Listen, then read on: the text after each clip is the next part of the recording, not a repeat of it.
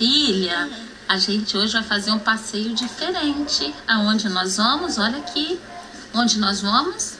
Ajudar a tia Leila. Não tia Leila, nós vamos ajudar a Leila, a sua coleguinha, não é?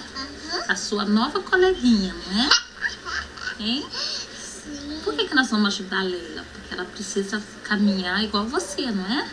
Precisa brincar com os coleguinhas, ir no parquinho, não é? E ela vai pro médico. Isso, filho. Então a gente precisa ajudar, não precisa? Vamos pedir para todos os amiguinhos, todas as titias, todo mundo ajudar a Leila? Vamos pedir? Vamos. Então pede para suas titias ajudar a Leila, seus titios. Vamos ajudar a Leila? Sim, vamos. Né? Aí eu queria cobrir esse. Isso, ganhou de presente, né, filha? Sim. Porque você vai ajudar a Leila, não é assim?